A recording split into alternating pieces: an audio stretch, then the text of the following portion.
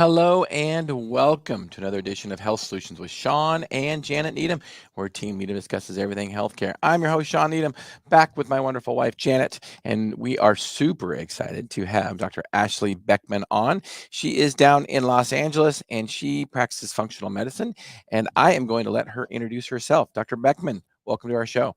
Hi, thank you so much for having me on. Yes, Uh, I'm a doctor of Chinese medicine, right, with a focus on epigenetics, and I infuse cellular detox epigenetics with Chinese medicine theory to create customized protocols for my clients and figure out what the root cause of their chronic issues are. so let's talk about epigenetics since you talked about it, or since you mentioned it. What is epigenetics? So basically, it's how our environment shapes our genetic expression, right? So we come in with a blueprint, kind of how things could unfold, but everything that we do on a day-to-day basis can change that. So I think of it as sort of software for a computer, basically, right? So the food we eat, how we exercise, our thoughts, and basically to all the toxins and things in our environment can have a huge impact on what gets expressed with our genetic data and our history and things like that. And so, but to me, it's very important because it gives us our power back, right? Just because your parents had something doesn't mean that that is what is going to happen to you, because we know that we have a lot of power to change our genetic destiny. I think it's up to us to make those really wonderful choices, and it's on a day-to-day basis. So it does give us, though, a lot of information and power to make it different and really have flourishing health instead of just something that we think we might have because our parents or grandparents had it. Well, and thanks for saying that because I think we wrongfully are told a lot of times, or people at least think that, oh, we can't change our genes or our genetics, and we can't change our genetics. That is true, Right. but we can change the way our genes are expressed. Period. Yes. Yeah. And people, a lot of times the reason people do have the same things as their parents is because their habits are passed down, right? You had a parent who loves, I don't know, soda or candy or desserts. You grow up eating desserts, Right. right? But you don't need to do that. We can Right. make a lot of changes, and the information keeps changing so much, right? And so if we do things that are just healthier overall, and I talk to people a lot about their daily habits, and that there's often something in something that we do every day that has a huge impact, and we minimize that. It might be someone's, I don't know what, fake sugar in their coffee, right? And they're like, oh, it's just a little bit, but it's every day, or it's going to bed late every night. There are a lot of Right. things that we have, and so that's something that I always ask my clients, because like I said, it's often in these sometimes little details that we can have a big impact when we shift it. For sure. For sure. Janet, what questions you have for Ashley? Well, Ashley, I think we're kind of going against the grain of what, like Shawn is saying, that, what we think. And part of that could be just the advertisements that we hear or going to our, practitioner that we have seen over the years, that we emphasize that, oh, well, we're just going to have to live with it. But so so the cool thing I'm hearing from you is that, little changes swing big doors, and that you're putting power back in their hands. So your practice setting must be slightly different. So explain to me and our listeners how you approach a client, because it sounds like you're spending some time with them. So what does that look like? Yep. So usually when I work with clients one-on-one, basically it starts off with a 60-minute appointment where I want to get a deep dive into their history, their symptoms, kind of where they are now, what a lot of their habits are, the foods they eat, and the exercise, mindset, and let's see what else, family, stressors, old trauma, things like that.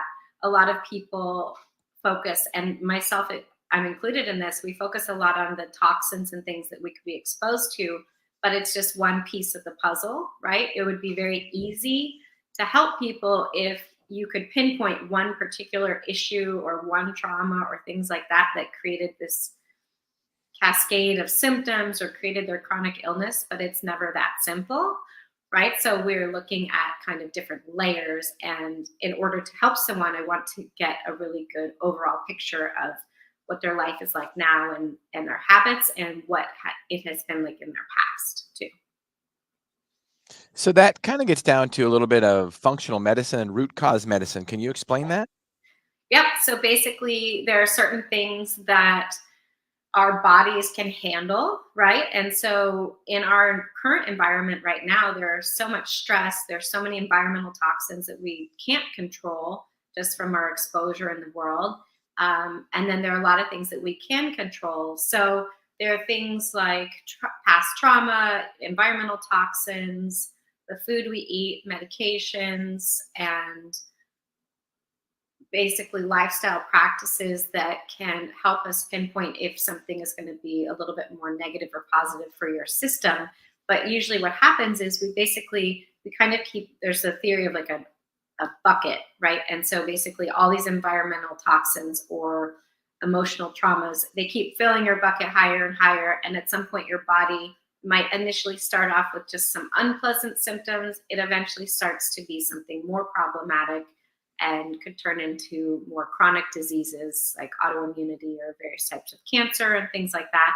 And so what root cause medicine does is we want to pinpoint where these different things that have happened along your life that are contributing and how can we peel back those layers and address them, usually one at a time. Some overlap, but some don't, and really get to who you were before these things were happening and try to restore your health and vitality, prior to these instances, because they all have a lot of information and they really impact who we are and how our body is responding. And how does Chinese medicine help you do that? And explain a little bit about Chinese medicine and how you were trained. Sure. So a lot of people also don't realize how lengthy Chinese medicine degrees are. So my graduate program for Chinese medicine and acupuncture was 4 years full time. So no summers off, anything like that. And then I went back for an additional 2 years for my doctorate.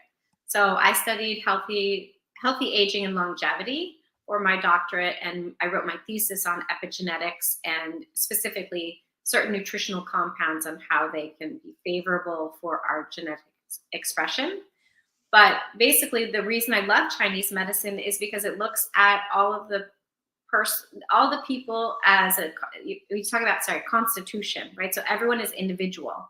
And the other thing that's very fascinating is they look at food and not supplements, but herbs and lifestyle practices.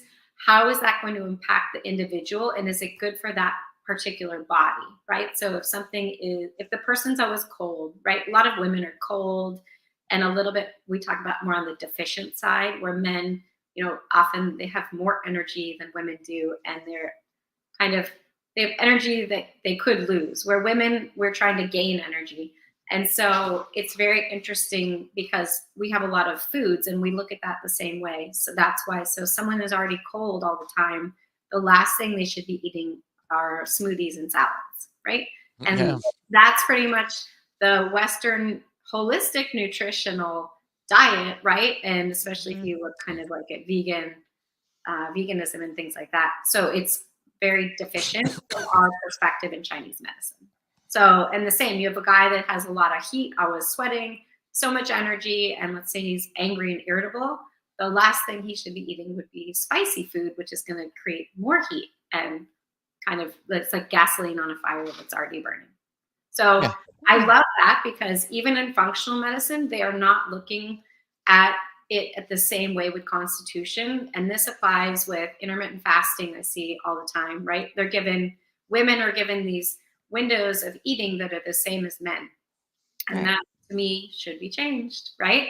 And if you're already someone who's weak and tired, you really need to be very mindful of how you're doing intermittent fasting or keto or things like that. So I love it because it's another lens that I use to look at the person and figure out their specific protocol for them individually.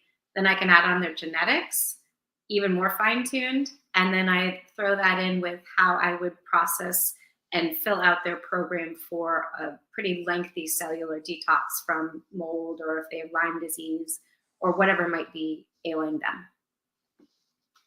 Well, and the hot versus cold example you just gave, I mean, that makes sense, but we just I can honestly tell you, of all the functional medicine stuff that we practice, I never even thought about that, but it makes total sense. It's as simple, even with, let's say you give someone, you say, or you hear, oh, have ginger tea for if you're sick, right? Or you have arthritis or whatnot. But ginger tea is warming, and for somebody that has a fever, that's not what we would use in Chinese medicine. You would Right. use a cooling herb, right? Right. So it's really, I mean, to me, once I learned about this, and you learn that different, let's say, viruses or bacteria, they have a cold or a hot nature, you need to adjust the foods you recommend for the person. Like, would it be cold therapy or sauna, right? Heat therapy or Yeah. cold. It's very interesting to me because it's not actually being spoken of in functional medicine at all, unless you're a Chinese medicine practitioner. And there aren't that many of us that combine the two. Yeah, well, thank you for that education. And speaking of smoothies, we have a comment from Lee Pence, and I know that he has a daily smoothie. So, Uh-huh. Steph, can you go ahead and stream his comment? Let's see what he commented. What does that say? Atomic habits. Like, Yeah, exactly. It's all about changing your habits. That's for sure. And Lee, you have an atomic habit of eating a daily smoothie. So, um, yeah. I would kudos say to you. I would say make sure too, a lot of people get really stuck in having the same foods every day. And I'll give this example of my daily smoothie that I used to make 20 years ago. Then I realized that I was sensitive to almost every ingredient in there on some lab testing that I did because I never rotated it, right? I thought, okay, this is the best. I'm going to put everything I can in the smoothie. And it had frozen fruit, at the time, what was it then? Rice milk, right? Not so great for people, but that was the trend. Like, that was the alternative milk 20 years ago. And I had all this, hemp protein and oil and coconut oil, just everything possible. And it's really important for us to kind of keep our body on our toes, right? And so I tell people also make things simple, have a small handful of ingredients. The next day you change it. So if you really don't want to give up your smoothie, don't throw in like spirulina and bee pollen and hemp protein powder and protein, whey protein, which I don't suggest, but you know what I mean? Everyone, they put in everything. And I say, try to make it more simple so your body's not so confused as well. There's too many ingredients thrown at it. I agree. And one of the problems with smoothies, and it works great for my good friend Lee Pence, but one of the problems with smoothies is you can load them up with Mhm. everything, including calories. I mean, it is so easy to make a 600, 750 calorie smoothie. And so if people are really monitoring their calories, they think smoothies just automatically healthy, but you can load them up with calories. And I'm a big believer in not drinking your calories. Um, it's pretty easy to go overboard when you're drinking your calories, whether that be soda, whether that be smoothies, or whether that be alcohol. Oh, for sure. And pretty much those are all the things we're trying to get people off of, right? And not to consume. So, I mean, well, I do try to get people off smoothies unless it's the summer, right? Or you're somewhere tropical. But basically, all of those things, nobody ever wants to give up or reduce very much sugar and alcohol. I'm sure you guys Yeah. Oh, have for heard that sure. all Right. the time. Yeah. And half the time, I'm like, if you really want to, let's say people come all the time because they're in pre-diabetes range, right? And one of the first things I ask them is if they're drinking red wine. And a lot of people drink a couple of glasses or a glass. Also say a couple times a week. There are a lot of people who drink it pretty regularly, most nights, right? And that's the first thing I say is, we need to look at the alcohol you're consuming because you're getting all this sugar that you don't realize is sugar. And that is actually putting you in this pre-diabetes range. And some of those habits, you take just that one thing away and they're out of the range in 1 to 2 months. Well, and it's more than, as you know, Ashley, it's more than just the sugar that's in Oh, wine. for It's sure. it's alcohol has so many. And It, pesticides. and it's just, and alcohol is a toxin, so our body has to deal with that as a toxin, and so that hampers recovery. It hampers our sleep. It hampers a lot of things. So alcohol, if you're having any kind of health issues, should probably go away. Well, and also too, I am a big fan of I've used the Garmin watch to track track my system for a while, and I use the Aura Ring too. And I tell people, if you're using any of those, see how your body reacts on the stress level after a glass or two of alcohol, even wine, which, you know, everyone thinks is, oh, it's healthy and, you know, heart healthy. But if you look and see, your body is very stressed trying to process that alcohol. And especially it happens a lot in the middle of the night. You can see that your body doesn't get that recovery time. It's trying to process the alcohol for many hours after you've gone to bed. Well, and one of the things that people say is that, well, alcohol helps me sleep. And it is seen as suppressant. So it does help you go to sleep, but it does disrupt your sleep later on that night. Yeah. So, and it disrupts your body's ability to do all the things it needs to do at night while you're asleep, right? to recover. Right. Yeah. Exactly. Yeah. So, Go ahead, Janet. So what we're really trying to say is that we need to stop bad habits and incorporate a variety to what we're doing rather than just being the same thing day in and day out.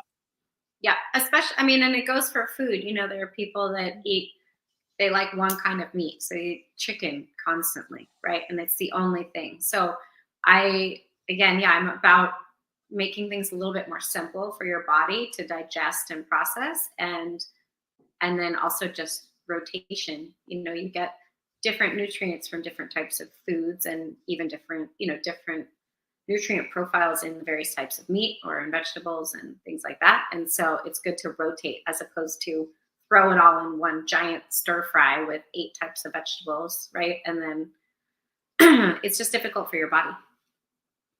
Yeah, keep it simple. It's really that easy. And one of the things that Lee was talking about in his comment, Atomic Habits, him and I have talked frequently about the book. There's a book, I don't remember the author, called Atomic Habits. And it's just basically how you institute good habits into your daily routine. Mhm. And once you have those habits, it sticks with you. And when you look at people that are successful with a diet, with an exercise program, athletes, successful business people, they have habits that they put in their routine every day. And the thing is too is that it's also, again, there are usually, like I was saying, some habits that derail our potential for success or for Right. feeling better.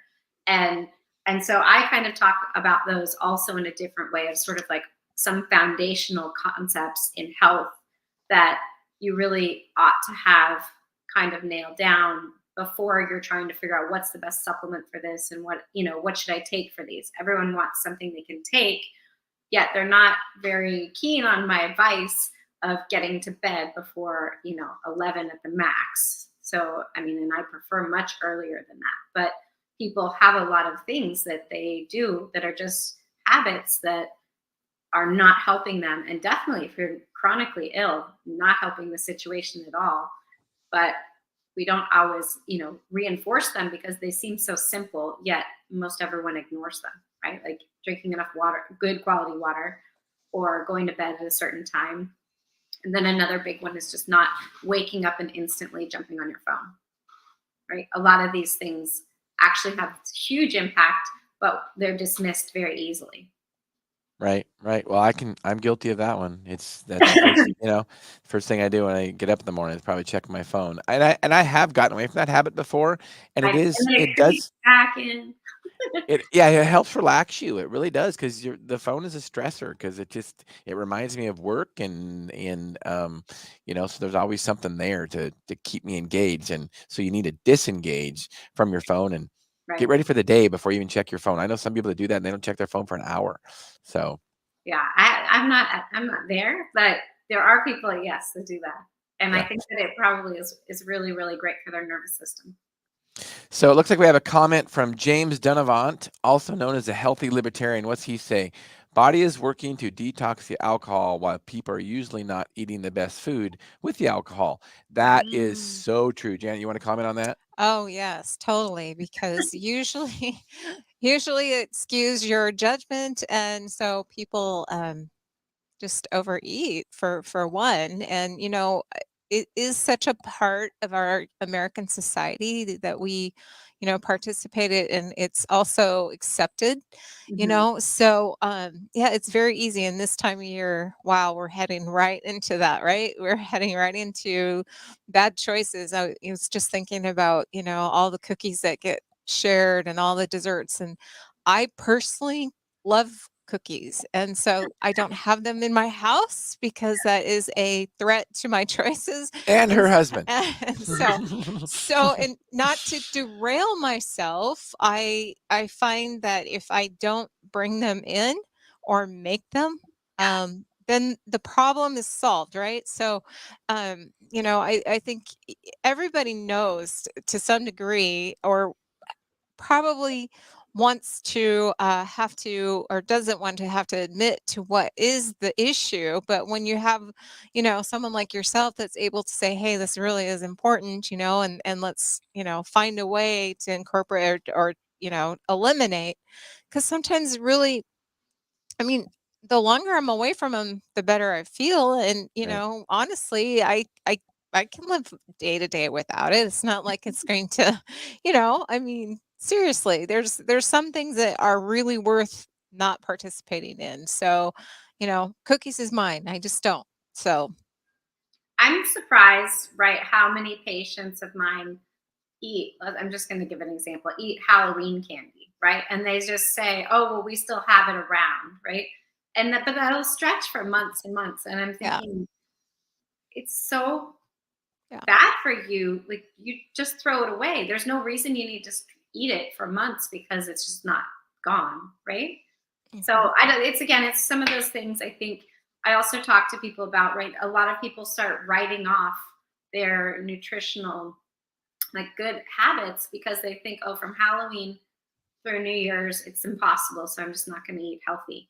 But I think that that's actually a really good time to kind of reevaluate and try to be mhm. Yeah. a little bit more aligned with how you want to feel in the new year, because you will make better choices, and you might, have some things every once in a while, but that's not an excuse to me for 2 months of eating however you want, right? At every event that comes up. Right. That's me. Totally Yeah, agree. for sure. For sure. So Ashley, give us a patient example of where you changed somebody's life. Aw. Mhm. So, one thing I would say a lot is I I know you guys are up in Washington, but I was mentioning that so many of my clients are in Washington or other areas that are kind of damp, because I focus a lot on mold exposure and mold toxicity being a root cause for a lot of other conditions. And a lot of people, they don't ever come to me because they have mold exposure. They come to me because they have Epstein-Barr flare-up or just something that they can't figure out, right? Hashimoto's, things like that. So we look, and I look to see if mold exposure is a piece of the puzzle. And so often it is. And a lot of times it's like people would never have known that. And they've been seeing naturopaths for many years, never thought about it as a possible option or a piece to look at. And so one of my clients, JJ, she had all of these issues for many years, came to me for Epstein-Barr. And sorry. And basically, she and her son and her husband, who's a firefighter, all had so much mold toxicity from their house that they weren't aware of. And it was creating all these different issues. And they had already spent many years looking for answers and weren't finding any, right? And because they were going down the wrong hole, right? So the it takes so long to detox from it, but you start to get better, and a lot of the symptoms go away. And a lot of people are just really, really sick, and when they don't know what it is or that it's coming from their home, sorry about that, it's really scary for them. So when we find that out, it's really important and helpful. And my point is, I love working with families because then I've helped that child circumvent a lot of issues that they might have had. And that's really getting to the root problem of it. There's a lot of things you can do to treat the symptoms that can happen later on, whether it be Hashimoto's or some kind of autoimmune, but you got to fix the problem in order to make that go away, right? Or make it stop coming back. Exactly. So Ashley, what do you have a passion for as we wind this podcast up? What do you have a passion for? So I've always been very interested in toxins. And so that started with environmental toxins, like in skincare and beauty products and things that we actually do have control over what we purchase, right? So what I like to help people see is that we do have a big impact on what we choose to put on or in our body, right? And so that is something we can control as well. And a lot of people are completely unaware and assume that something is safe because it's sold or it's consumed regularly. Where this did interest me a lot with food, but I got way more into, I guess, the like environmental toxins or mold and things like that, because they have such an impact, and they are known for so many other kind of big diseases that will form later down in someone's life. But once we know better, we can make better choices, right? And so a lot of people, it's the same. Like, you hear things all the time like, oh, it's BPA free plastic. And I'm like, no. All plastic is not good. So just because it's been marketed a certain way, people assume it's safe. And so my job is to try to make it somewhat easier for people to make better choices, to try to circumvent any sort of possible diseases in their future. Yeah, speaking of the way things are marketed, I took a picture the other day at the store, and I shared it on social media, and it was Hershey candy bars, Hershey chocolate bars, and underneath it said gluten free. Yeah. And so, people think, oh, well, gluten free, it must be healthy. I mean, Right. that's a marketing ploy, and you see that with fat free. You see it with, I can't even think of some of the terms they use to market to us, where things they say are healthy because of little marketing terms like that. Oh, it's crazy too, because they'll say gluten free and it's, corn chips or something. I'm like, it's naturally gluten free. Yeah, right. Yeah.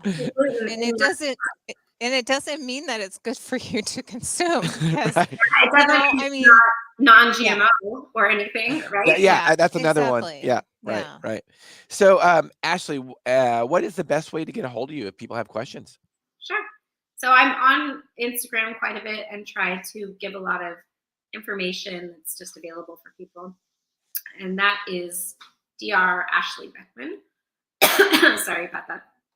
And then my website is drashley.com. So I'm available on both of those. There you go. Nice. And it's pretty easy. There's just a very simple form if you have any questions about working together. I work with people privately, and I have programs and things like that. So there are a lot of different options. And you do virtual appointments, correct? Yes, all virtual. So all virtual. Awesome. It's lovely because it's open to everybody. Yeah, awesome. That's awesome to hear. So, well, Ashley, thank you for being on our show today. You have helped us realize our goal, which is to educate and empower individuals to take charge of their own health. So thank you for doing that. Of course. It's my pleasure and my passion. So thank you so much for having me on. And listeners and viewers, thank you for tuning in today. You don't want to miss out Thursday, because speaking of toxins, we have a guy, John Weinman, that was on the list for liver transplants because of alcohol, too much consumption of alcohol. He turned his life around by getting off alcohol and no longer had a liver transplant. I don't know a lot about the story. I'm going to learn just like you guys are. So stay tuned, 8 a.m. to 9 a.m., our midweek podcast at Health Solutions with Shawn and Janet Needham, Pacific Standard Time. Looking forward to seeing you there. Thank you, everybody, for listening and watching today. And thank you, Ashley, for being on our show.